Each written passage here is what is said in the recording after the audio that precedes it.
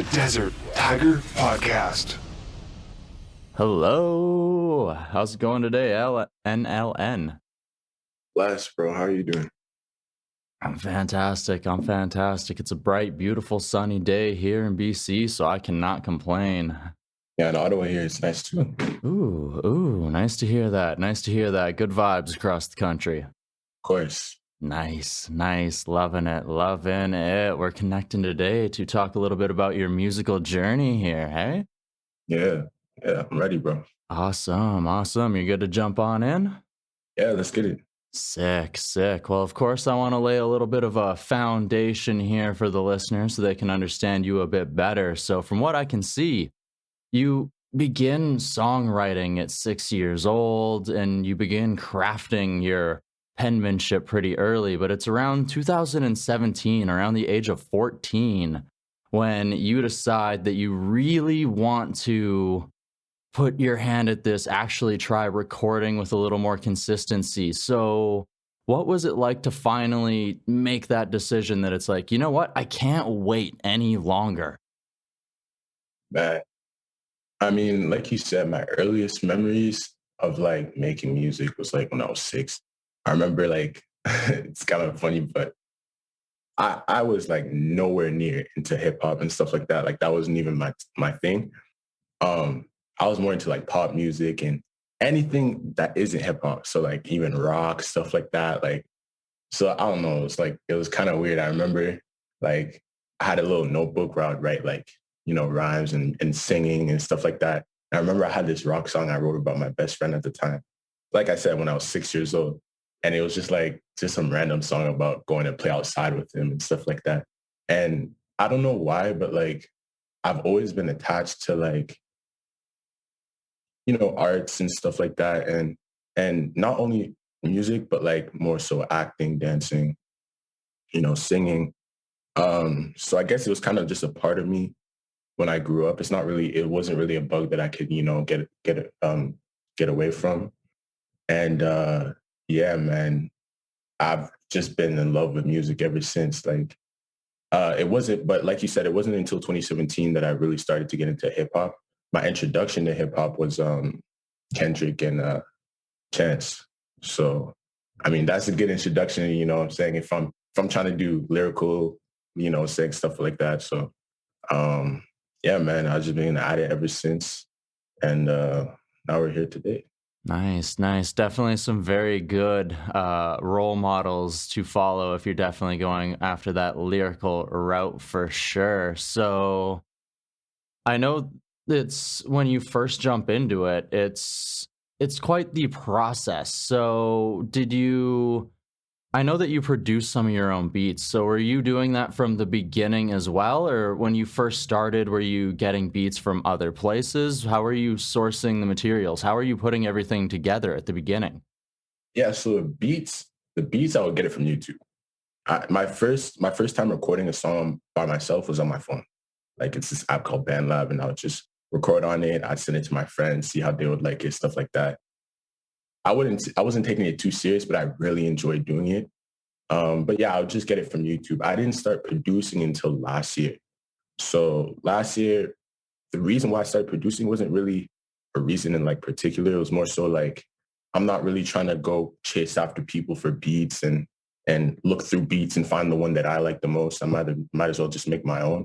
So yeah, that's kind of where it came about. Like, I just started making beats on my own. And at first they were garbage, talking about trash, absolute trash. But you know what I mean? Once you keep at it, then it becomes easy. And especially if you like it, like the bad times kind of seem like you're just doing good. Like I thought those beats were lit, but I knew at the end of the day that they weren't. So I had to keep at it. And I feel like my production's really improved from last year. I feel like I've gotten really better. I feel like I improved my sound and stuff like that. I'm starting to find it in production wise, and yeah, I'm just really happy. And I'm excited for what's to come in the future, as far as like my production. It was only this year I really told myself like, nah, like I'm trying to be good at producing. Like at first it was just a thing where I'll just put it on the side and be like, okay, feel me? Like I'm going to do it because I have no other option. But now it's more so like, okay, nah, like I really enjoy doing this and I feel like I can be really good at it. So Awesome. Awesome. Like you said, is rather than going through beats, you can sort of just, you know, the vibe you're trying to capture. So you can put that immediately into what you're doing and roll right into the lyrics or however your process works, right? yeah, exactly. Yeah, it's really easy that way. Like I don't have to run after anybody. Feel me? I don't have to go look for producers on YouTube, on Instagram. I can just, saying just walk down in my basement and do it myself, which it's always been like that. Like I record myself too. Like this is just the studio right here. I have, saying speakers, microphone. I just record myself whenever I want. Like I feel like it's very liberating. I don't need to, outsource and go look for people. I can just do it myself. Awesome. Awesome. So did you learn a lot of these skills the same way you were finding beats through YouTube? Did you have somebody mentoring you through the recording and the producing stages? How did that work? Yeah, no, it was trial and error for sure. Like at first it was kind of like I'm gonna try to do it myself, um, which I ended up doing. So I just went on YouTube and started looking up, tutorials and stuff like that. And it's a process for sure. I feel like now my music's the best that it's ever been.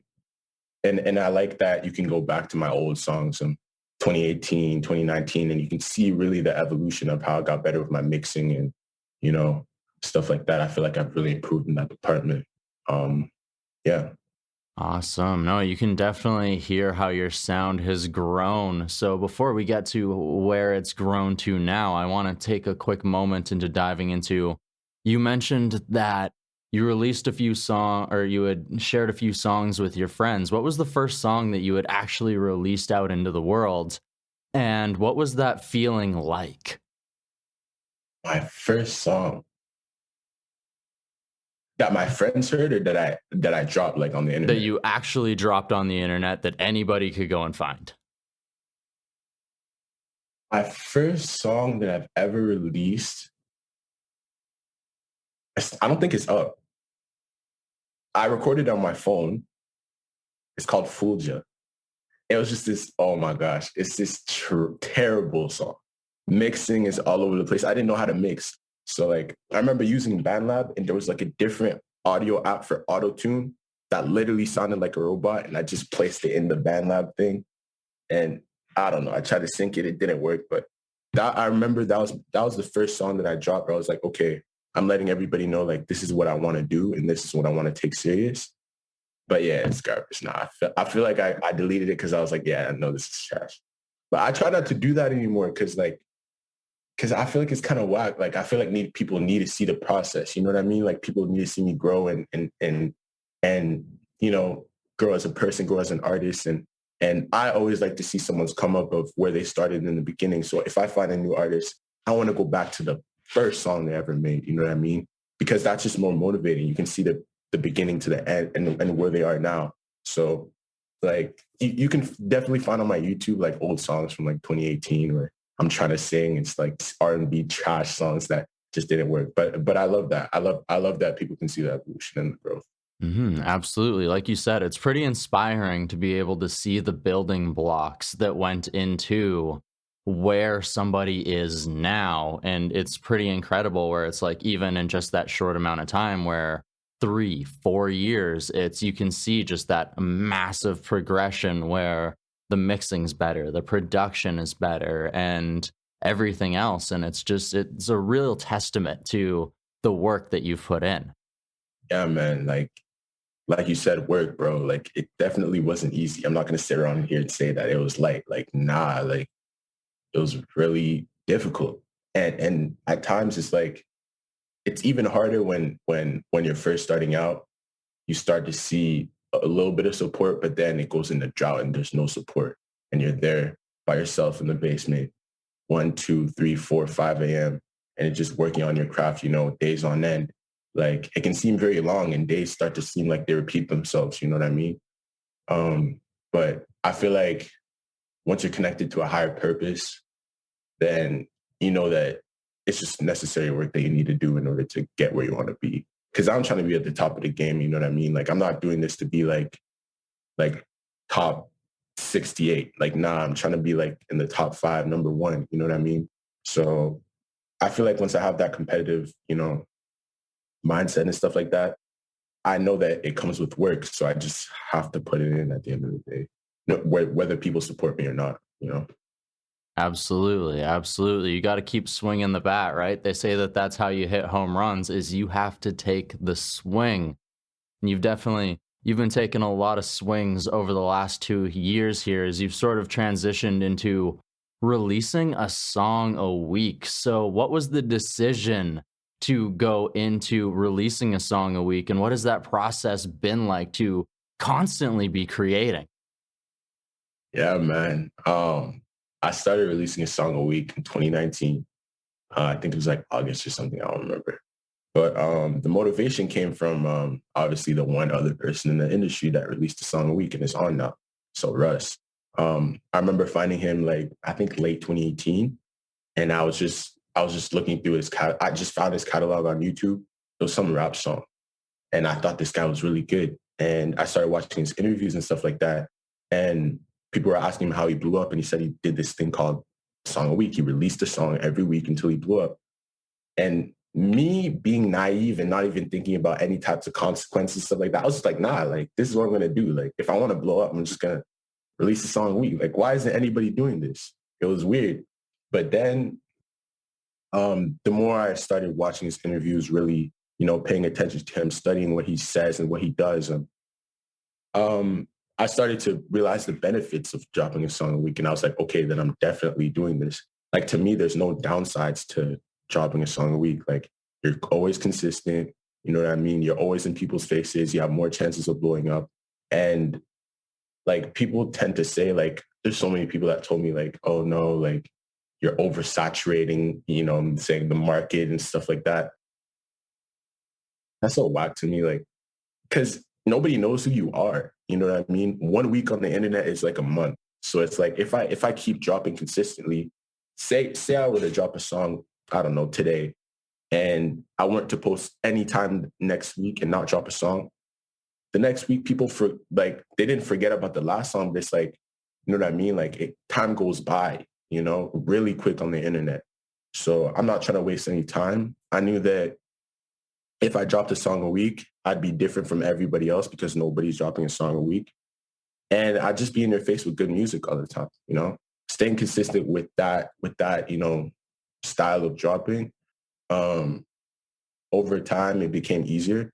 Like I can keep up with it more now. And it helped my work ethic. It made it more quick. So now I can make songs in like 3-4 hours and just drop it today if I wanted to. Like that's the freedom of independence. And yeah, man, like I don't have a problem with dropping a song a week. Obviously, like I'm not going to do it forever, but this is definitely, I feel like, what's necessary to really, pop. And the results have been showing, thank God, I'm saying this year. Last year, last year there was no type of, oh my gosh. All right, let me tell you about last year. Last year, support wasn't really there. You feel me? Like it was kind of like it was definitely my hardest year. I had to deal with a lot of stuff, with personal issues and people doubting me as far as like my craft and my career and stuff like that. So people were telling me not to do the song a week thing, and I just kept going. And people were saying it wasn't going to work, but it was because of my consistency of the song a week that I was able to get on radio this year. It was because of that I got people to react to my songs this year, and that didn't happen any other years that I did music. I feel like it's really off the strength of my consistency, and the more I'm consistent, the better I get. So yeah, I don't really see any downsides to it, and it's like I'm not stopping anytime soon, basically. Absolutely. And as you say, there's people who are afraid of it oversaturating the market as well. But if you go through and listen to the songs, you're not just releasing only hip hop. You're going into the other styles of music that helped to form you. There's pop in there, there's R&B, there's various different flavors. So it's not like you're just giving one flavor of ice cream the whole time. As you're the ice cream shop, baby. You've got all sorts of different things. You want the waffle cone or you want a bowl, right? Like, Yeah, man. I feel like that just came with me growing up. As I said, like I'd always listen to pop music, and I was never really into hip hop. So that's kind of my roots. Is like I really enjoy singing and melodies. Like that's something that I really like to do. It was only 4 years ago where I really fell in love with hip hop, and not only hip hop as a whole without any substance, but really lyricism and actually being a poet and writing raps that will make people press replay. You know what I mean? Like stuff that goes over your head. Like that's really what I really fell in love with, And yeah, man, it's definitely been a journey to get to this point. And also with the song a week thing too, is like if you really think about it, like a catalog is what's really necessary in music. That's what creates longevity. And I'm trying to be here for a very long time. So I'm not just gonna, drop once every blue moon and only have 10 or 2 songs when people find my music. If when one of my songs really blows and goes in the mainstream and breaks mainstream, you're just gonna go back to my 100 songs and you're gonna find at least 5 or 10 songs that you enjoy. So that just creates a core fan base and people that rock with me the long way, And it's already starting to show. Like I got some real ones, you feel me, that are here by my side and that are supporting me through thick and thin and that found me this year, And I feel like that's just off the strength of my consistency. And also when they find me, they find 100 songs. So it's like, how can you not become a hardcore fan? absolutely. There's got to be at least a few tracks that you like you said. And of course, you also mentioned the fact that this year you got to be featured on radio, which for a lot of musicians isn't something that happens. And it's quite a milestone. So to be able to hear your voice on the airwaves, what was that moment like? Oh man, it was different, bro. It was different. It was different. It's because for so long there was no results. You know what I mean? Like there was nothing. There was nothing there. I was putting in work, but there was nothing coming out on the other end. So it was just like to finally see that happen, especially on a radio station that I grew up listening to. And now I'm going on that radio station's, I'm going on the radio station and hearing my song, you know what I mean? Like it was surreal, bro, honestly. And yeah, it was surreal.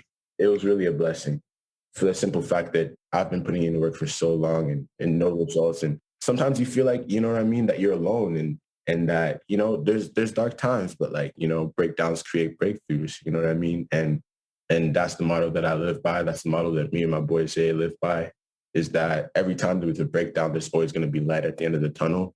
And sometimes it's instant, sometimes it takes some time, but yeah, man, I don't know, bro. That was just lit. That was a good moment. I'm so happy that happened this year, and that really like jump started the whole year because I got placed on radio in January, and now I've been moving off that same momentum and stuff is really starting to move now. I'm starting to build my fan base and stuff like that, which last year wasn't there, obviously. So yeah, man, it's blessed. It's blessed. I can't.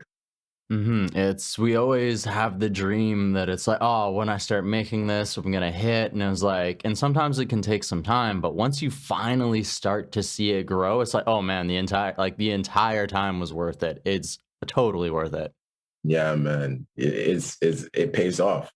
Like hard work pays off. And as cliche as that sounds, it's literally so true. Like I just want people to see me as like, as an example of someone who didn't stop, who didn't quit, no matter, the circumstances, like the worst of the worst circumstances, that you can really make it out and that, that you shouldn't stop no matter what. Like you just have to, it's a mental thing, bro. Like you really have to have a strong mentality to do this. And some people aren't, cut for it, but I know I am. So hmm Well, it's a music business, and a lot of people get scared off by the business part of the industry.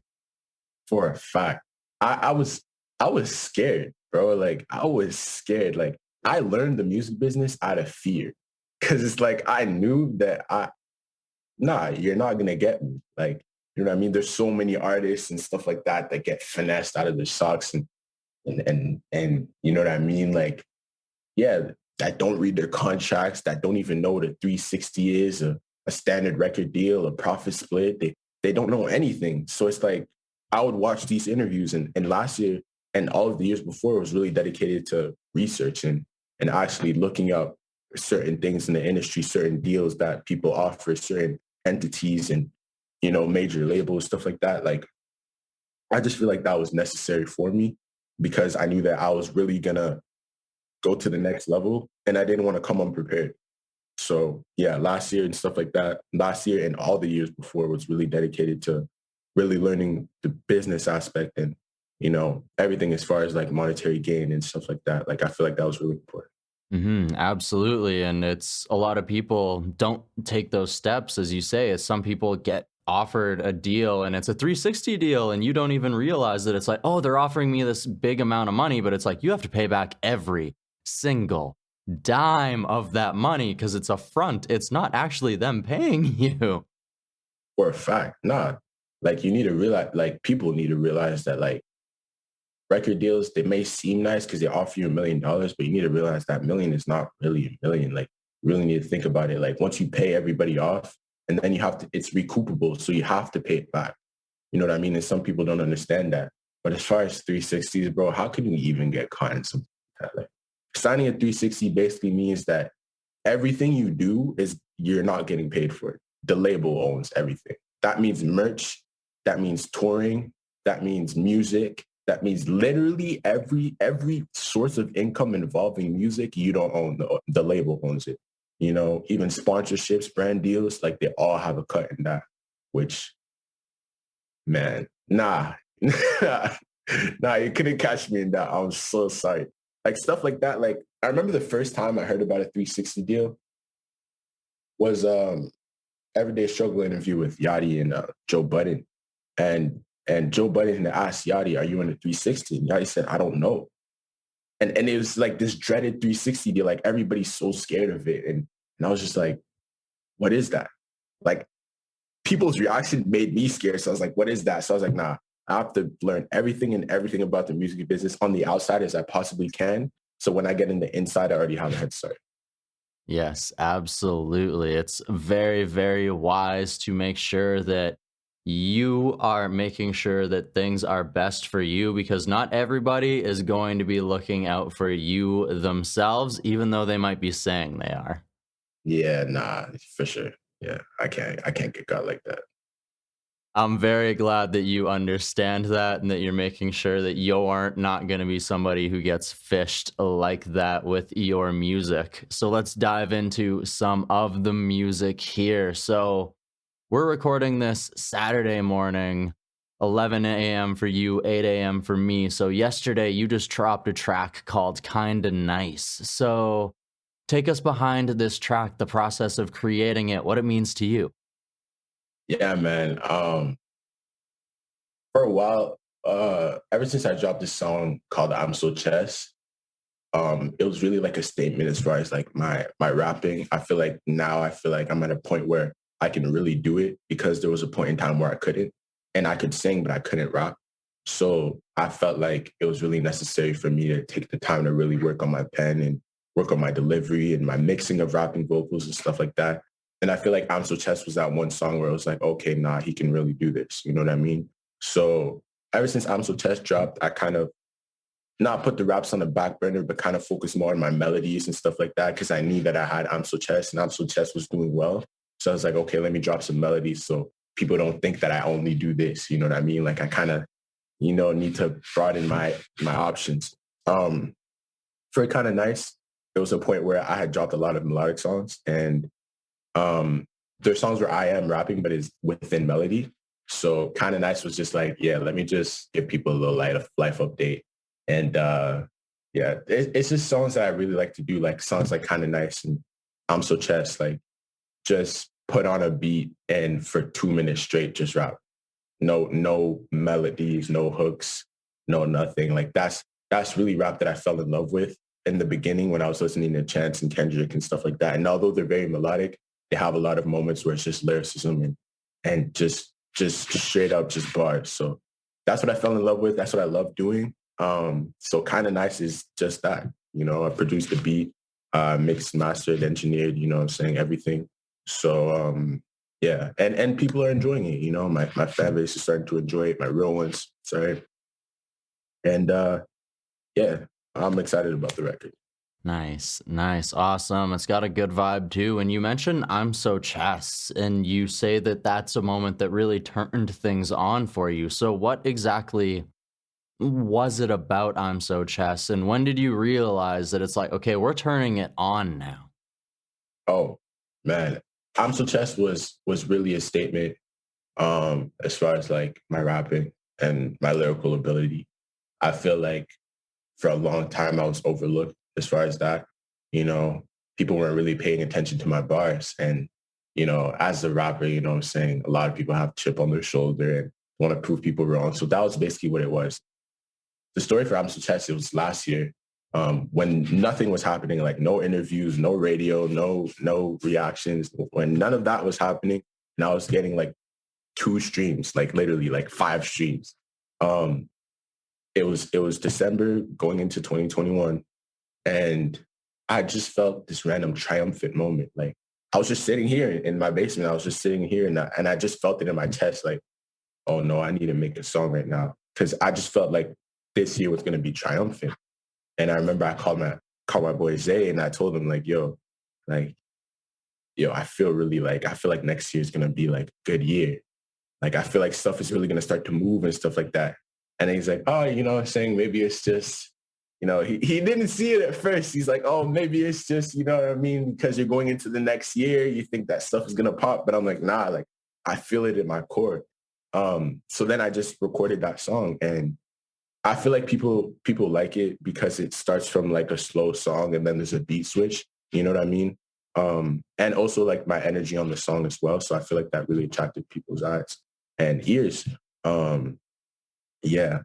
And especially that reaction, shout out Vibe Filler, they really helped me out with that.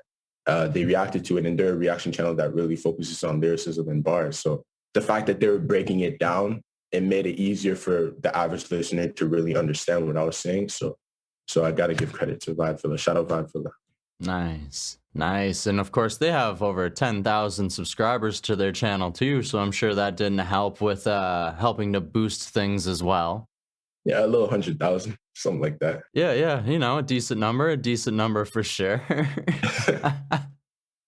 Nice, nice. So, with you said that you really thought that 2021 was going to be a step up for you. So far, it's proved to be that way. So, with the rest of the year, there's still 8 months to go here. So, what's the plans for the rest of 2021 for NLN?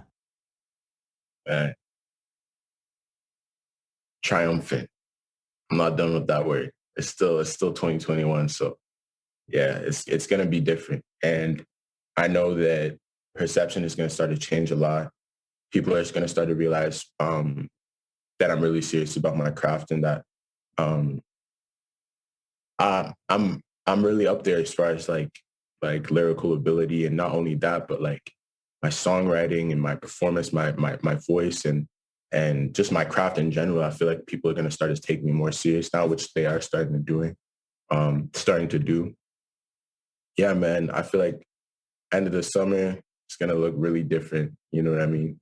As far as like perception, people are gonna start to realize that I'm not just a kid from high school that just decided to do this for fun. Like, nah, I've been working at this for 4 years, and I outworked everybody that was around me, and I'm really here for the long run. Yeah, so I feel like the perception is going to change this year. And yeah, I feel like stuff is really going to start to go my way, like it's already starting to do. So yeah. Nice, nice. Continuing that exponential growth. Of course, bro. That's really what it comes down to, bro. Like you just have to keep moving. You have to keep being in motion. Like some days it may seem like nothing's happening, but if you work at it every day, like for example, for me, right? Like I made it a point that since 2019, I forget which date, every day since that specific date in 2019, I've been working towards my goal, which means it doesn't really have to be anything crazy like making a song or every day or something like that, but posting a story, you know, interacting with real ones, my supporters, and stuff like that. Like I feel like it's just really necessary. It builds momentum and you're just poking at the universe. You know what I mean? Like, and I feel like I generally do believe that if you have enough momentum and you really work at something, that something's going to come up on the other side. That's really the model that I've been living by, and I feel like it's really starting to work now. You know what I mean? Like I said, there's so many times where it was just so silent, so quiet. Even people around me, stuff like that, like we're supporting, we're just watching. You know what I mean? There's a lot of times where people just watch you from a distance just to see if it would happen. But I feel like this year, it's just been so different. Like when I got placed on radio, like I remember that same weekend, like 50 different people hit me up saying, "Oh, congratulations," and stuff like that. And like that was so foreign to me. Like I'm not used to, like, people need to realize that I'm not used to the love. I'm used to strictly hate. Like that's what I'm used to. Like I'm not used to people saying, "Yo, I rock with your stuff," and stuff like that. Like I'm not used to that. You know what I mean? So to get people that actually hit me up and stuff like that, like at first it was a bit overwhelming, but now as I'm going down in my path, I feel like I'm starting to get used to it, and I'm really starting to build that core fan base, which is something that I really enjoy. And real ones, if you're watching this, I appreciate y'all as always. I know I always say it, feel me. But yeah, I feel like this year is really a year where we're really gonna start going up. Like I really do feel that in my core. Nice and nice. And to the real ones of NLN, if you're watching, thanks you for tuning in to this interview. I've had a blast speaking with you today, NLN. I have one last question. Are you ready for it? Hell yeah.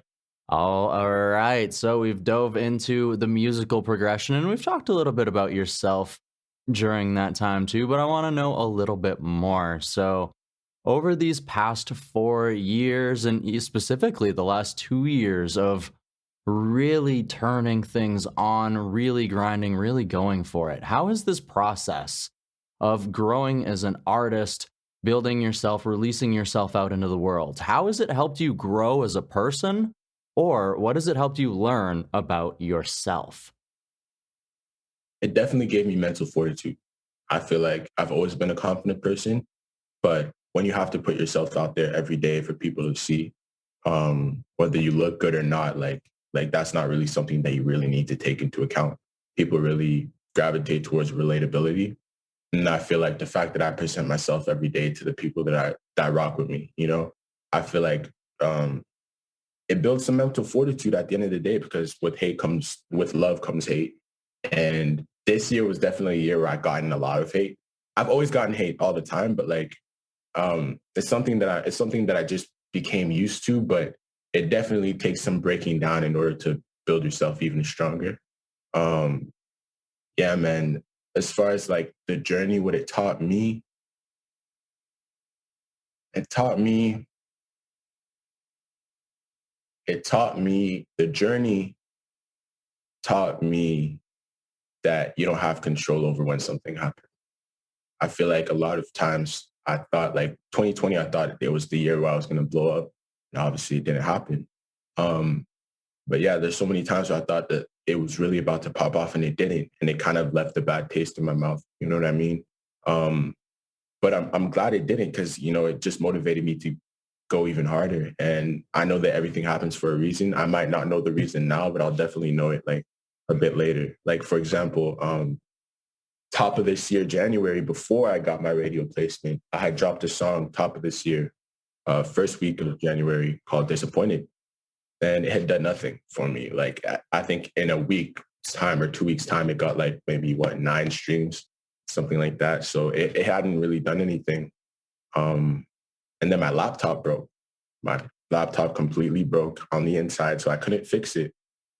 And then I had to deal with school and you know what I mean? Like, it was just a whole lot of stress. And it was something that I couldn't really plan for. And I thought in that moment, like, I didn't know what was going to even happen in the next month, how I was even going to get out of the situation. But it was through my laptop breaking that I started like submitting to blogs and submitting to radio and stuff like that. Like, I wouldn't have submitted to radio as quick as I did if it hadn't been for my laptop breaking. Like if my laptop didn't break, I don't think I wouldn't have gotten on radio. So it's those certain moments and stuff like that where I realized that, man, you don't have control over anything. And a lot of times, a lot like stuff happens for a reason. You just have to go with the motion, go with the flow, and just throw it up in the air. You know what I'm saying? Put in all the types of work that you can, like put all the be motivated. You know what I'm saying? Put in work, put your face out there, and like it's gonna work out. Whether you might not know when it's gonna happen, but it's gonna happen at the end of the day if you know that you've been putting in that much work. So Absolutely. Absolutely. It's sometimes bad things can happen. You can't control them, but you just got to do your best to make sure that things keep moving, to find a positive in the bad moments, which it definitely sounds like you definitely did, NLN. And I want to thank you so much for joining me here today on the Desert Tiger Podcast. got you, bro. Got you. The Desert Tiger Podcast.